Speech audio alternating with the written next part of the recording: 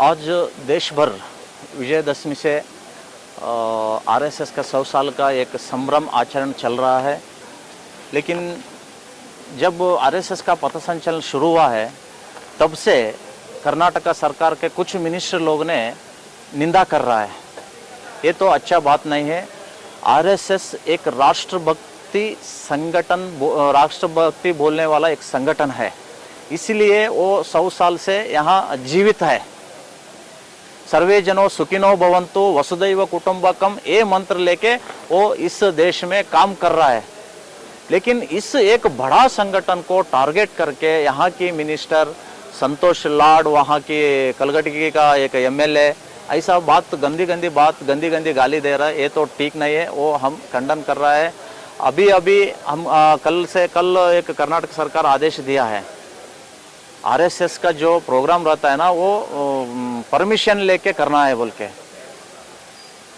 जब आरएसएस पथसंचलन करता है, प्रोग्राम करता है, वहाँ का जगह के एक इलाके का और उसका जो संबंधित संस्था रहता है उनसे एक परमिशन लेके ही प्रोग्राम करता है।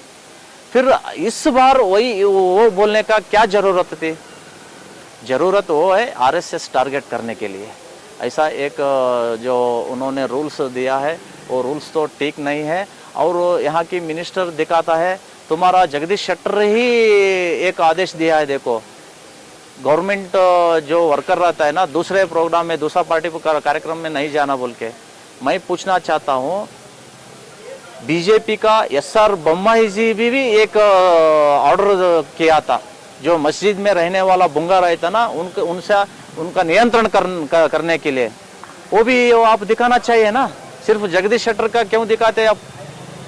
वो बुंगा से भी हर लोगों को भी बहुत तकलीफ हो रहा है, वो भी ले लो, ये भी ले लो, हम मानते हैं। लेकिन सिर्फ एक ही ऑर्डर पकड़ के आप आरएसएस टारगेट करके बात करना, ये तो ठीक नहीं है। तुम्हारा जो और बोलता है हमारा राज्य में आरएसएस का एक्टिविटीज करने के लिए मैं नहीं देता हूं। क्या राज्य उनका ही है क्या? हम लोगों का नहीं है क्या राज्य? तुम्हारा जो प्रियंका राज्य में कलबुर्गी में चल रहा है, पैलेस्तीन झंडा लेके फिर रहा है, इनके ऊपर एफआईआर भी हुआ है, अभी तक अरेस्ट नहीं किया है। समाज में अशांति करने वाला ये मोहम्मद वाजिद एसडीपीआई के एक स्पोक्समैन, इन्होंने हमारा आरएसएस के खिलाफ एक वीडियो छोड़ा है। हाथ में भगवा झंडा, नीचे जूते के बगल में सावरकर जी का फोटो। आरएसएस का 100 साल हुआ है इसलिए मैं जूते चूम रहा हूं बोल के एक वीडियो अब तक उनका इंस्टाग्राम फेसबुक में है। एफआईआर हुआ है आरजी नगर में। ये अशांति इधर कलबुर्गी में सृष्टि कर रहा है। इन लोगों को खिलाफ कोई कार्रवाई नहीं है, सिर्फ हिंदू लोगों के खिलाफ इनका गुस्सा है। इनका जो क्या बोलता है इनके खिलाफ क्या तो एक्शन करना बोल के उनके मन में है। देखो मैं बोलना चाहता हूं, प्रियंका खरगे को डर हुआ है। आरएसएस के वास्ते हमारा पिताजी हार गया है 2019 में। अब हमारा क्षेत्र में राज्य में आरएसएस बढ़ गया तो हमारा भी हार 100% है बोल के उन्होंने आरएसएस बैन करने के लिए सोच रहे हैं। ये तो कुछ भी नहीं होता है। जब तक सूरज चांद रहेगा तब तक इस जमीन पे आरएसएस रहेगा, कोई भी टच करने को नहीं होता है। सार्वजनिक स्थानों पर, सरकारी स्थानों पर आरएसएस की चटवटों को बैन करना लेटर, उसके बारे में क्या? सर आरएसएस जो परमिशन लेके चटवट करना बोल रहा है, वो परमिशन लेके, हम पहले ही बोला है ना, जो आरएसएस प्रोग्राम करता है ना वो परमिशन लेके ही प्रोग्राम करता है। विदाउट परमिशन जो करता है ना एसडीपीआई, पीएफआई, उसकी तरह विदाउट परमिशन कहां भी उनका प्रोग्राम नहीं होता है। वो समझना चाहिए, उतना बुद्धिमान नहीं है हम लोग। जो हम काम करता है ना सरकारी संस्था में, सरकारी जगह पे हम परमिशन लेके ही काम करते हैं।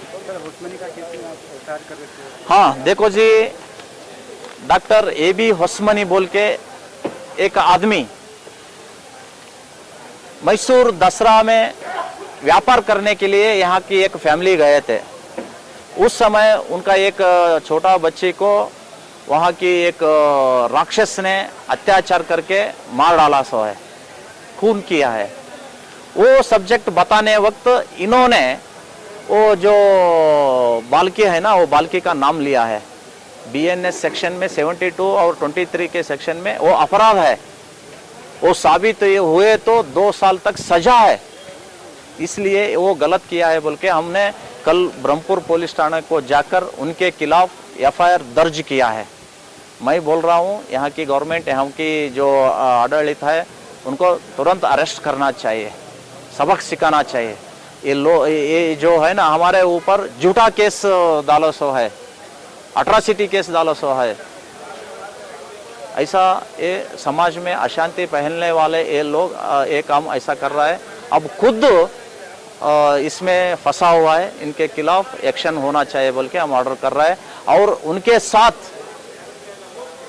उत्तर की एमएलए कनीजा फातिमा जी, उनका सुपुत्र भी बालकी का नाम लिया है, उनका खिलाफ भी हम ब्रह्मपुर पुलिस थाने में भी कंप्लेंट दिया है। अब तक एफआईआर नहीं हुआ है। फिर आज भी कल भी एक पोस्ट के तरफ से भी कंप्लेंट भेजा है। एफआईआर किए तो अच्छा, नहीं तो हम जो एफआईआर नहीं कर रहा है ना थाना अधिकारी, उनके खिलाफ भी एफआईआर करना है बोल के हम कोर्ट को जाने वाला है सर।